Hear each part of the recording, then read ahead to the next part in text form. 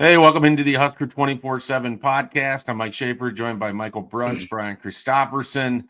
If you look outside your window right now and you're in the state of Nebraska, there's probably snow. And if you have to scoop that snow, you could listen to this podcast.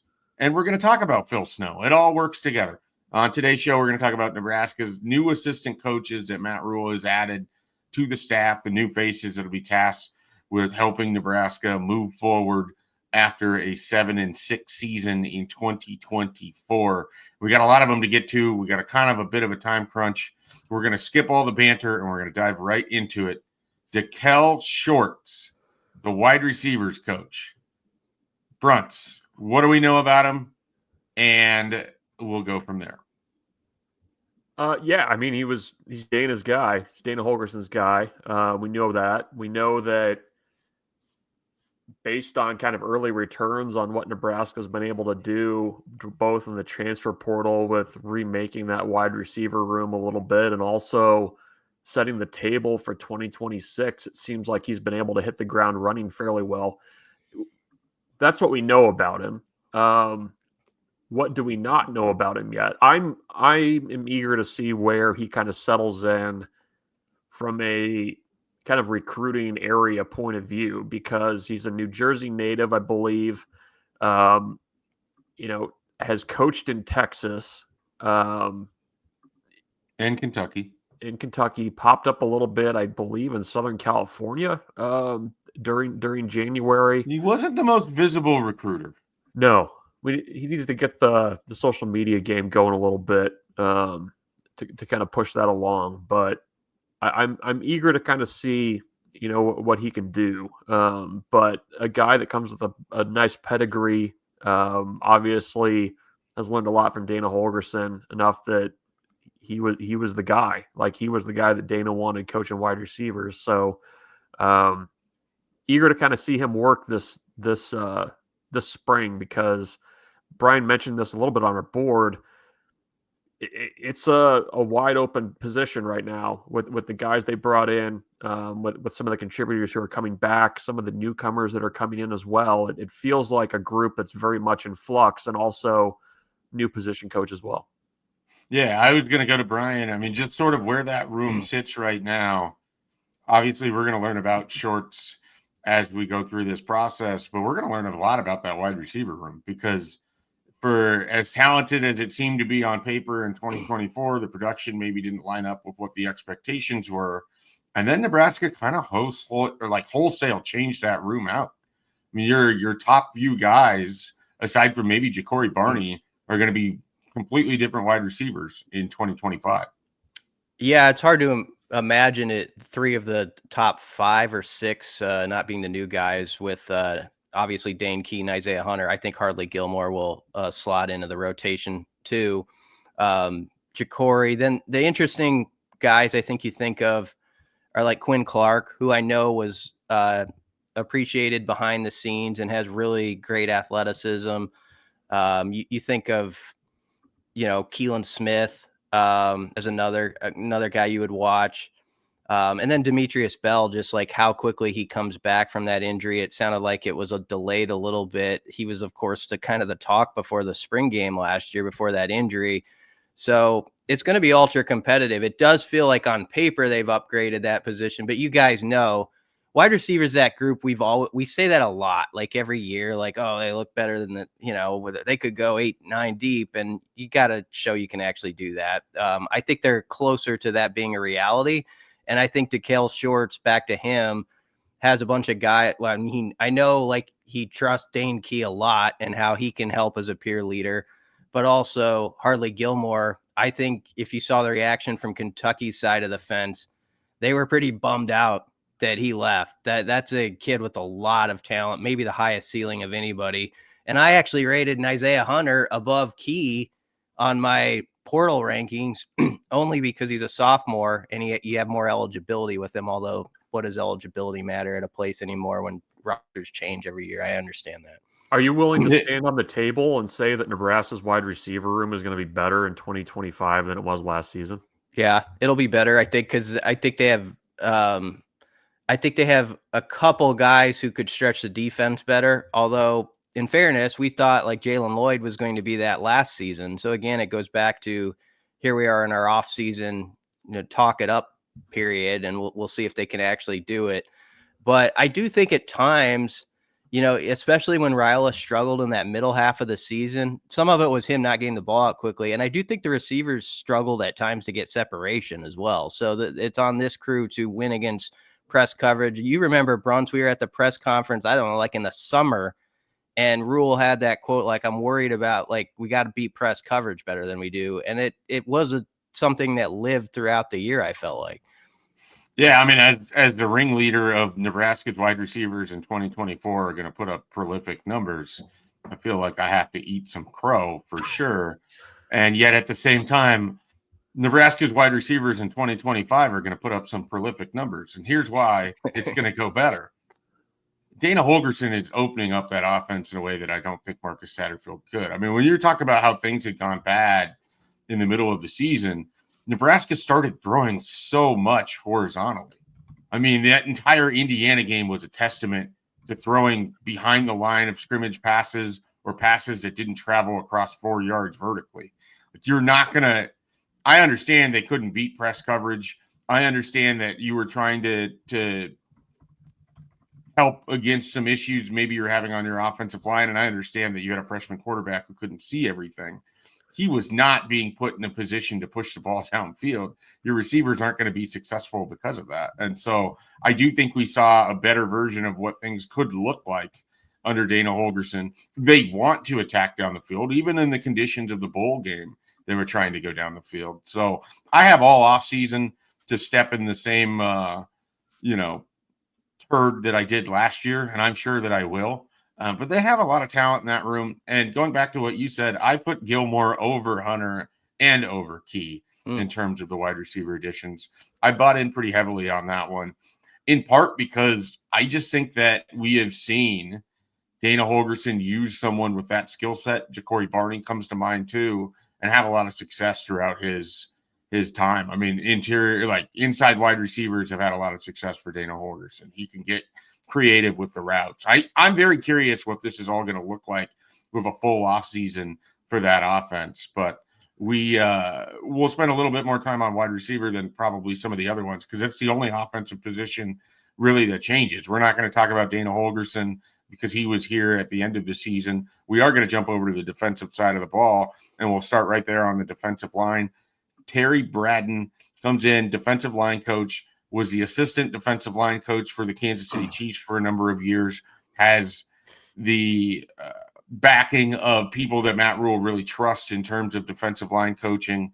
This is a coach that I probably know the least about, and yet my confidence is relatively high in how he'll do simply because I believe in Matt Rule, and I believe in Matt Rule's defensive line history. I mean, it's really hard not to. We'll start with BC on this one. What do we know about Terry Braden? And then Bruntz can kind of tell us about what that room might look like in 2025. Yeah, he's probably the ultimate example. I've written that even though there's been a lot of position coach changes this offseason at Nebraska, I feel like you can find like a thread where it's not as crazy as it seems. Like it all makes sense. Like, and he's part of that D-line coaching tree that Rule has trusted. Like Joe Cullen is the D-line. I couldn't remember the name. Yeah, there we go. Yeah, with the Chiefs, and he actually coached like Terrence Knighton back when he was getting going in his pro career. And so all these guys are aligned in like the same methods. I'm not saying they won't. Obviously, they're going to share it in their own way and relate to players differently. I also go back, and I don't think this was a knock on anybody, but in December when Rule was talking about the hire to be with Terry Braden, he talked about this guy being someone who can really push them and has that NFL background, but also that isn't their friend, like necessarily. You don't have to be buddy with them. And so maybe it's a slightly different room than it was like a year ago, because it did kind of feel like that a little bit last season, and it worked for him in a lot of ways. But Terry Braden, his contract officially kicked in at 12:01 a.m. on Monday after his last game with the Chiefs. I like to think of him like immediately like sending a group text out to the guys, like to show that he's like, just jumping right in. Like that's what I would, kind of brown nose a little bit. So I don't know if he did that, but he's on the clock already. What do you think that group text reads like after the Chiefs got their ass kicked in the Super Bowl? And the first thing he's sending is, "Hey guys, I'm going to be your coach." He's been around though. I mean, he's been recruiting for like a month. Like I hope he was getting a little bit on the side, and not just waiting on that contract to kick in. Yeah, I don't think that was it. That was a little bit of a joke by me. Maybe some gift cards. Yeah, some gift cards. Thanks for recruiting while you're in the playoffs.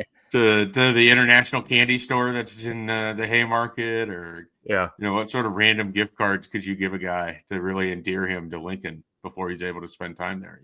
Yeah, that's a good what do they have? What do they have on the defensive line? What's coming back?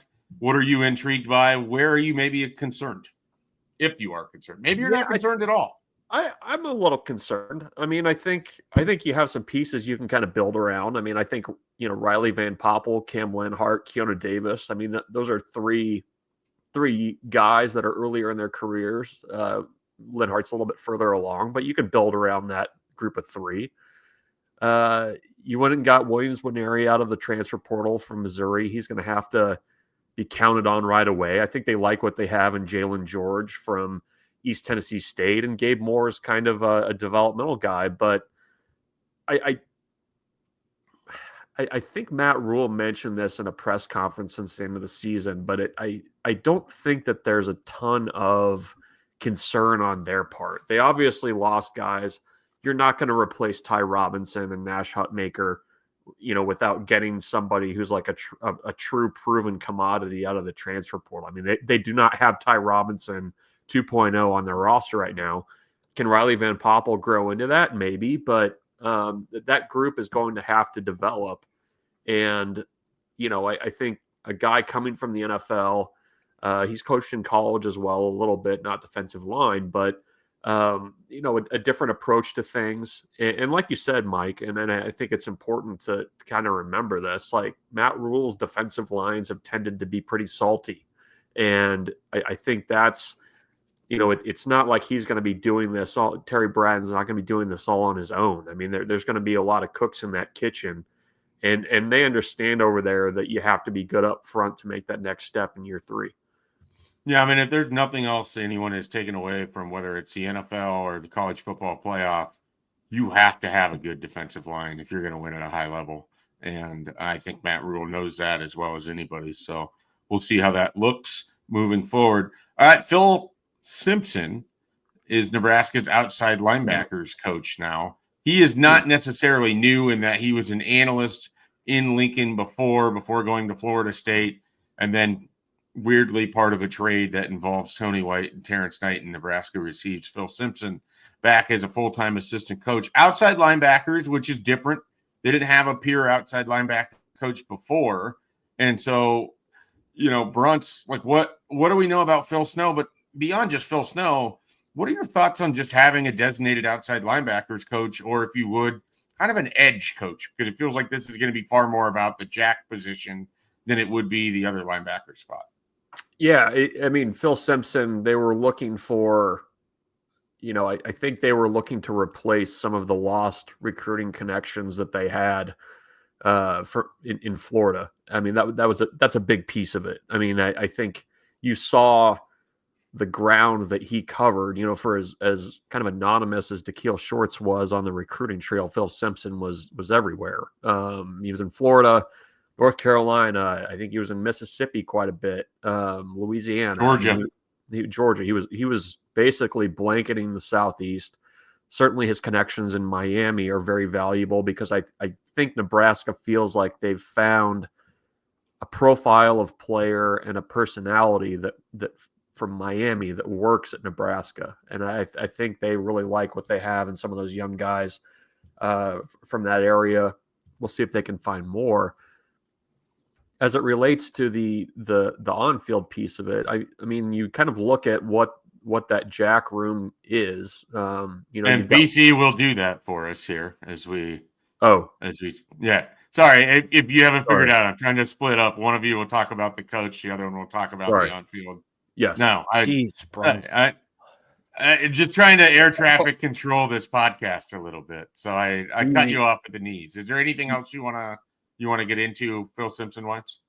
I think he's a guy that when he left, they felt like he was a future position coach, a full-time position coach. Like if Terrence Knighton would have moved on, and he did, that was a guy that they wanted to find some way to get back. And he's from that Rule tree, played for Rule. Like that, there's a lot of familiarity there. And I think they've identified him as a potential dude in the coaching ranks down the road, apart from what's on the field for Nebraska, which I will not talk about. Ryan, would you like to talk about what's on the field for Nebraska in the outside linebackers room? Specifically, I would like to give you the opportunity to talk about Willis McGahee, the player that I know that you feel pretty strongly about. Yeah, I do, because I think, I mean, he's got a great connection, obviously, with Phil Simpson already from their shared Miami background. But didn't it seem like McGahee was the guy? I wasn't sleeping on him by any means, but I do remember right before the season started on like the radio show 4 days before they played, Rules was talking about guys who wouldn't redshirt. And it seems like nobody should redshirt anymore. But back then it did still seem like important news. And he mentioned McGahee.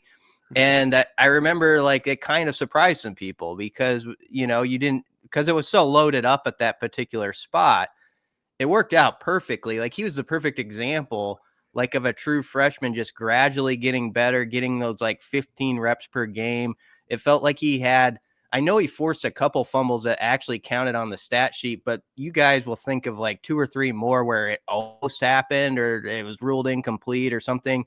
And it just felt like he was starting to become a guy who could be a game wrecker. And of the Miami guys, I thought by late October, as much as we should talk about Vince Shavers and Barney, I thought McGahee wasn't taking a backseat to anybody as far as what he could be. It is an interesting room. It'll be kind of something to watch, like how they divide it up, like who is sort of Phil's guys. Like Dasan McCullough, listed as a linebacker, but when I asked Rule about him a couple of weeks ago, he said like we want to bulk him up a little bit, and he's going to be out there for like every, or he can be out there for every scheme Nebraska sits in. They want to have a lot of variances with what they can do on defense. So McCullough could be a guy that get some Phil Simpson teaching. Like you still wonder about like a guy like Maverick Noonan if he can like come along. And there's players that you need to develop. I do think a big thing, and Phil Simpson mentioned this at the Pinstripe Bowl, MJ Sherman was that guy that sometimes people forget about how useful he was, like as giving you snaps and like his leadership qualities. And he mentioned him in particular, like as a guy they really have to work to fill that void with. So that'll be a key assignment with that particular coaching job. I appreciate you saying Maverick Noonan because that kind of cuts to something that I want to get to here on another podcast or on our site at some point. And that's some deeper down the roster guys that might emerge in 2025. I mean, that's a name that I think people have kind of forgotten about because you have Willis McGahee and we've talked about Dasan McCullough and you're hoping to move some people around. But Maverick Noonan, someone who had kind of an interesting start at Nebraska because of that ACL tear. And then he played last year. He got on the field. I'm pretty sure he had a sack in one of the early games when they were able to flood the bench. And so that is someone that I'm glad you said that name because he's someone I've kind of forgotten about a little bit. We should probably work to remind people about some of those that are a little further down there.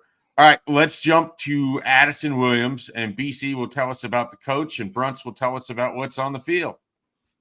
Yeah, Addison Williams is a defensive backs coach. Yeah, Nebraska famously, they're 4th in the last 4 years. I think what you like initially about Addison Williams, and I'll admit, I don't think I know as much about him as a few of the other coaches, but I do feel good about like his coordinator background. The fact that like he was an assistant to the head coach for Gus Malzahn when he was still at Auburn, like that last year or two. And so Malzahn really trusted him and thought very highly of him because he took him, over to UCF. Jamar Mosey in his time over there was really impressed with him, I know, and gave a good word to Rule. Like that's a really good football coach. I think you have seen like he's a guy who I think can be a really successful recruiter too. But I just like that fact that you have John Butler moving from secondary to coordinator, and you have a guy in Addison Williams moving to the secondary spot who has D coordinator experience. And I just think that's kind of a important thing, that those guys can talk to each other on the level a little bit, having held those job titles, that big title as the DC before, and maybe work some things out. Obviously, they're going to have to figure out how to mesh with one another. That during spring balls always happens, but on the surface, just resume wise, Addison Williams is very experienced and just looks good on paper. There, you'd have to say that. To add to the recruiting that the BC kind of mentioned, no new assistant has had his name come up unprovoked to me as much as Addison Williams. The way that a lot of these recruits have talked about him, he's a good communicator. They like that he can talk to them on their level. They like that he is a football, like they like talking football with him. Like it seems like he is a very good communicator in that regard. And I think they've enjoyed the recruiting experience so far. I know some of the guys that were here over the past couple weekends ago when Nebraska had their junior day, those guys really connected well with him. He's done a nice job. I mean, there's committed players to SEC schools that want to take a visit because they have this relationship with Addison Williams. A couple guys said that they weren't necessarily looking at UCF as much, but when he ended up at Nebraska, that kind of raised the profile, if you would, for an Addison Williams. And I think he does a really nice job of building relationships early and then just sort of maintaining them, because a lot of ones that he had recruiting at UCF or had started at UCF, he's carried over here while recruiting for Nebraska. So we'll see how that goes. Bruntz, what is it?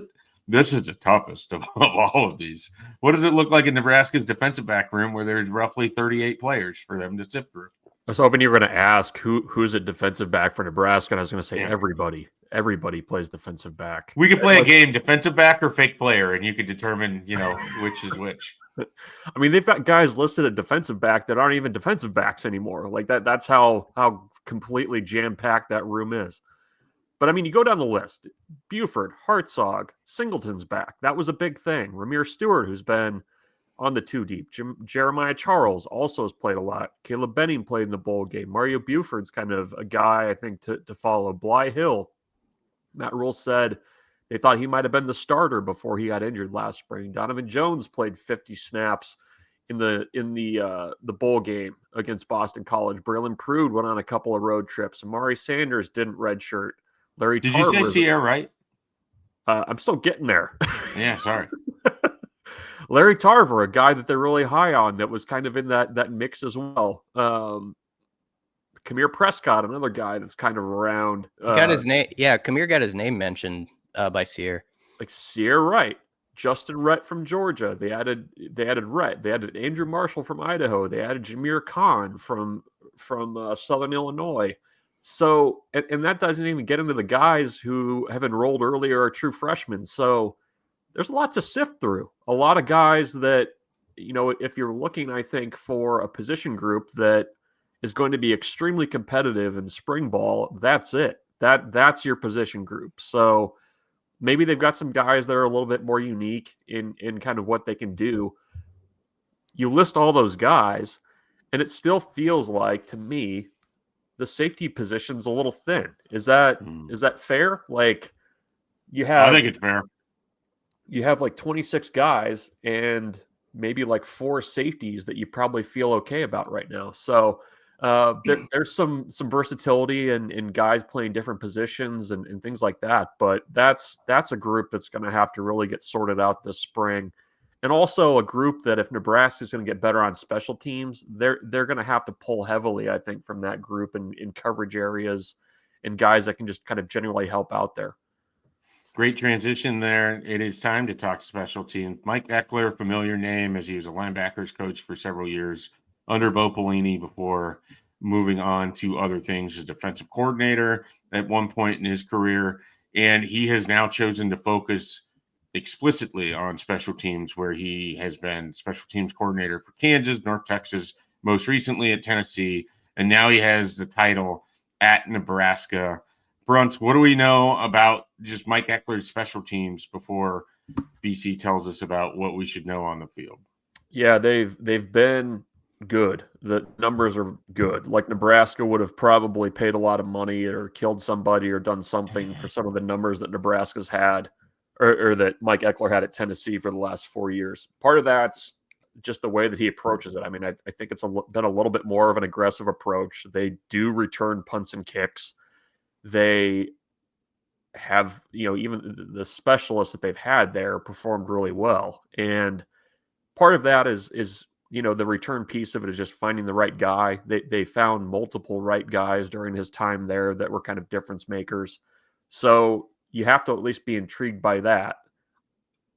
I'm curious to see kind of if it's going to be like with, Dana Holgorsen, where, offense is his fiefdom. Like, is Mike Eckler kind of getting the same walls around special teams that the other coordinators are getting? We'll see, because I think maybe some different ideas and a different approach would be kind of refreshing for the group over there, just because, Ed Foley's been the special teams guys for so long. For Matt Rule, this is a new guy that's not really connected in the Matt Rule orbit. So he's going to bring some new ideas and maybe a little bit more aggressiveness in certain areas than what Nebraska's had.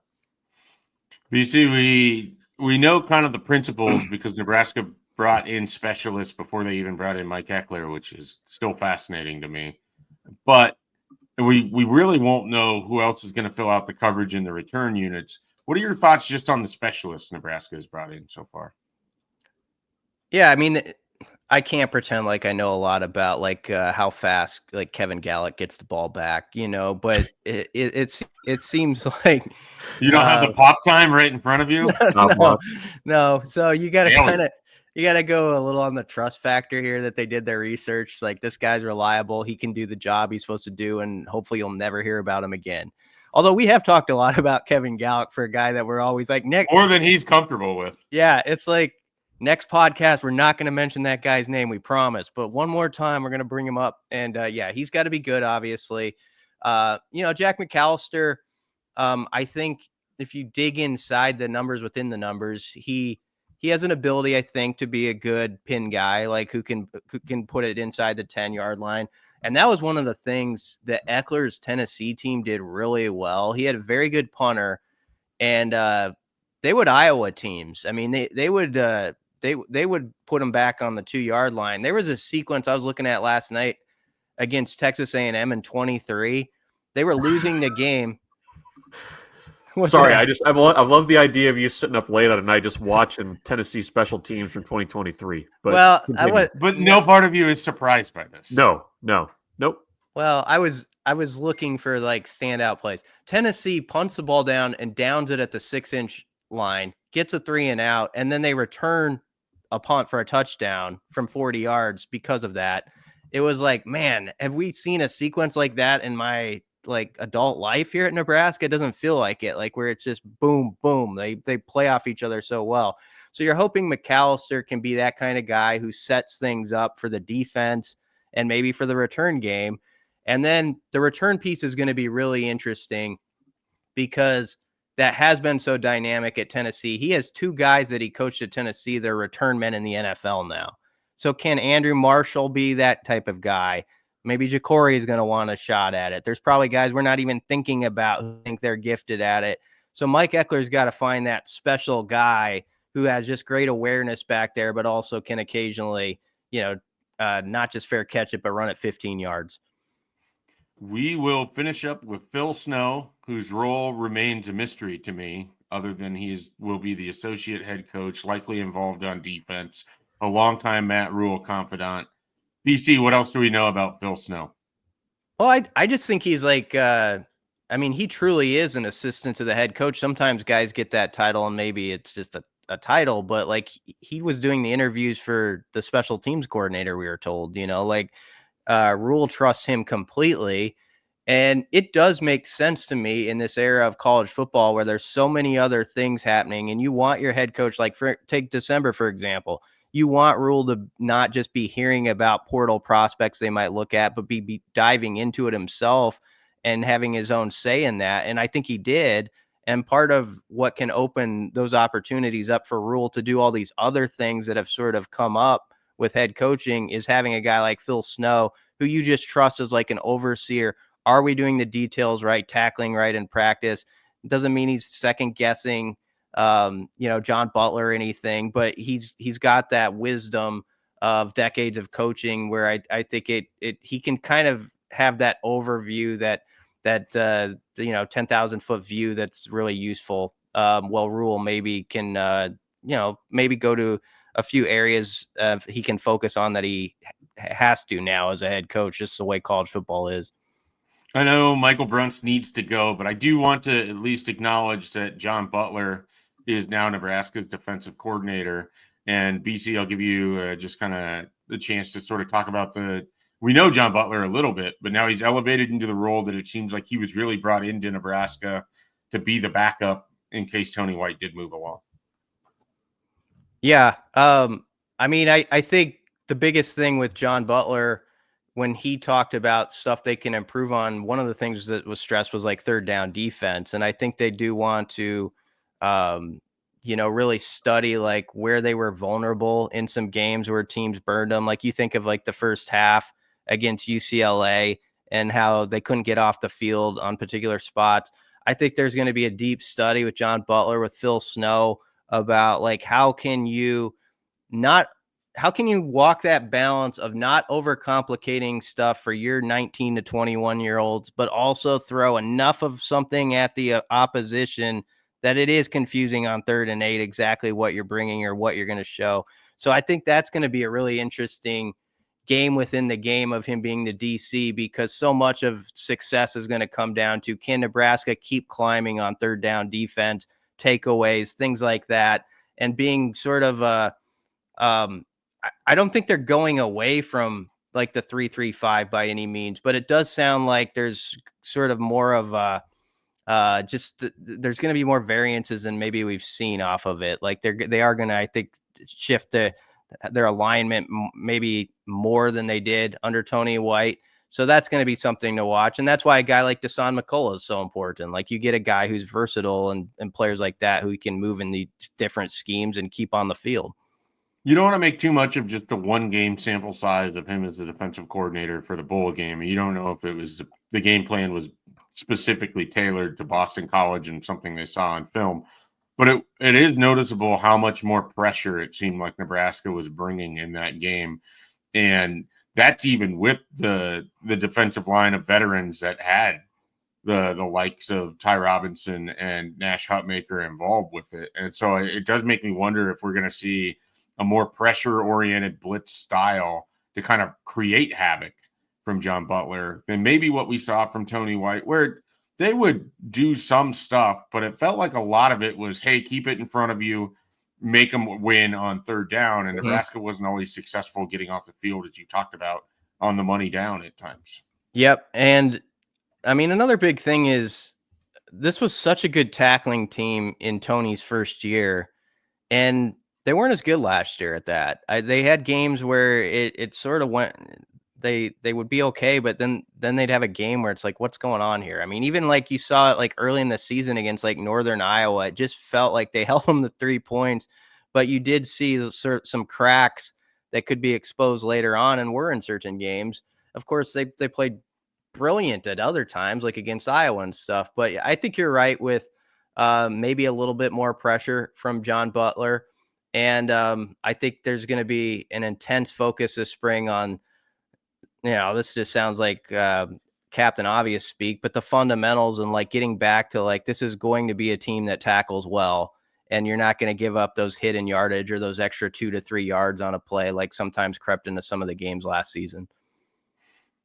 We'll do the full radio guy thing here to end the podcast. I kind of did it to you yesterday too, but now I'm going to do it again. Which of Nebraska's new assistants do you think has the biggest impact on the 2025 season? Without knowing, anything, and it's February 12th. Answer the question, Brian. I think Eckler. Oh, I like that.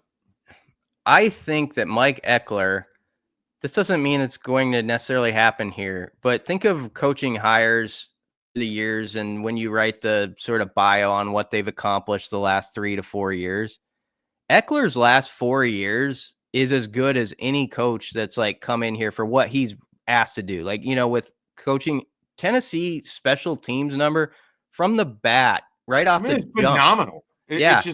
It's almost breathtaking because we know what we've watched over the last however many years. And then you look at like what they have limited teams to in terms of just punt return yardage or whatever it was. Sorry, I didn't mean to No, you're right. undercut what you were saying, but writing that story of the day of his hiring, we knew that Mike Eckler's name had come up. We knew that there was some interest there. I hadn't really like looked into it a lot because sometimes when it is a coach that had previously been here, it goes in one ear and out the other because I feel like there's always this fervor for people that you know. And so I don't think I gave him the respect that he earned.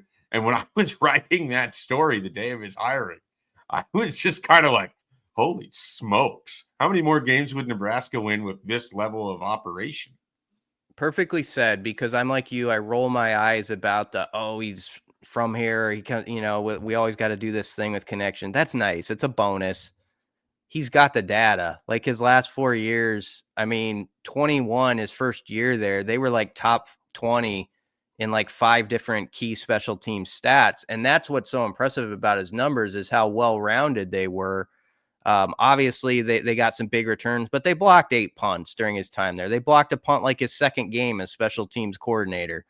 Last year, to start it off, they blocked a punt. Even the stuff that didn't look pretty, like people remember the memorable 52-49 Tennessee-Alabama game.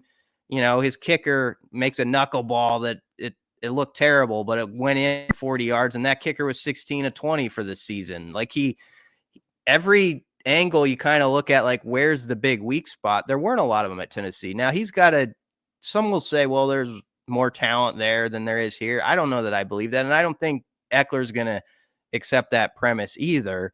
And so that's why I really like the hire, is because I'm like you. When you really dig into it, it was a no-brainer. Like if he wanted to be here and you have that guy, yes, he has the connection. That's cool, but there's nobody who's going to have a better special teams resume than he had the last 4 years. So yeah, it's remarkable. He's my answer. The other ones are going to be really interesting as far as like who the position coach is that jumps out. And I don't know that I have like a favorite yet. Like that's going to be kind of a fun sidebar to this season. Like which of those guys gets their room moving first. I would maybe bet on Daikiel Shorts just because he has that connection with Dana where he knows Dana better than any of the other coaches already, even though he's new here. And so I think that could be to his advantage. And I like his portal additions already. I think he sort of proved that he can move the needle as far as getting the guys he wants right off the bat. So I'd maybe, I guess, highlight his name for now as amongst those position coaches.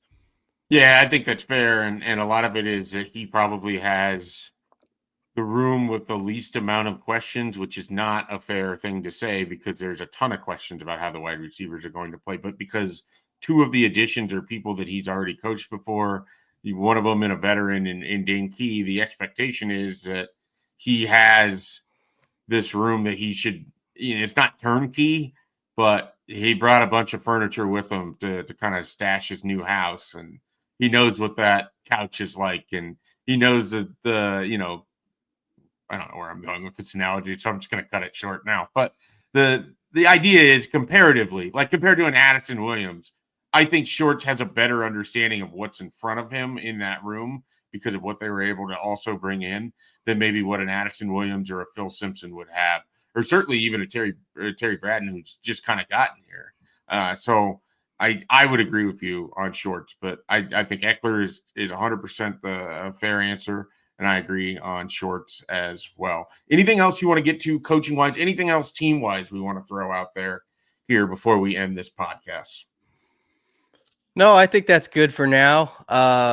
With all the months we still have ahead to cover everything else. So this works for me. I guess you could say that Shorts has a turn Daikiel situation is what you were getting at. Yeah, there we go. That's much better. You're like halfway through a point and you're just like, this isn't landing how I want it to land. I'm not even gonna like elegantly try to land the plane, I guess if you would. I'm gonna just eject, sail my way through the air and just be fine with it. The hardest part about podcasting, or if you do radio stuff, is landing the helicopter. It is like I'm not good at it. I really admire people who can efficiently do it. It's not easy. Yeah. Well, look, I don't even give you guys any idea what I'm going to do. And then in the middle of your answers, I'm like, no, you don't get to talk about that. So clearly we're a professional operation here. Bruntz needed to be knocked down like that. And I'm glad you moved him off the podcast so the real brains could talk these last 10 minutes. Well, we're just having so much success with the Husker basketball podcast. And what do we really need him for? He's just off doing baseball stuff. Exactly. So. All right, everybody. Appreciate you listening. As mentioned, we do have a Nebraska basketball podcast. You should check that out if you haven't been doing so, because Nebraska basketball is rolling. There's a baseball podcast that is in the works. There are plenty of other things that you can find at Husker247. Right now, it's one of the weirdest times in the schedule. As I was explaining to my wife, Shelby, we have to get kind of creative. And as you mentioned, Maverick Noonan, and it got my brain firing. Who are some of the guys that are a little bit unsung on Nebraska's roster that could emerge here this spring or even next fall? So we'll put our heads together, maybe come up with a podcast off of that, or a series that'll run on Husker247 to kind of get some names, unearth some people, get some names out there that we don't talk enough about because they really haven't had that opportunity. And maybe they never will, but it's still good to know the roster. You know, we could have a show called The 105, and all it is just talking about one person for 105 days in a row until you go through the entire roster, and they each get their own like 15-minute podcast. How great would that be? It'd be great. We do it at 5 a.m. too, because that's how dedicated we are. We'll do our push-ups at 4:50, and then we'll do that. Can I like be on my knees for the push-ups? It gets a little tiring if I'm on my toes for those all the time. Yeah, for 5 of the 10 minutes of the push-ups, you can go to knees. I appreciate that. That's important. All right, everybody, we're going to end this car crash of a finish here in the Husker247 football podcast. As always, check out everything we have going on at Husker247. We'll catch you next week with more podcast content.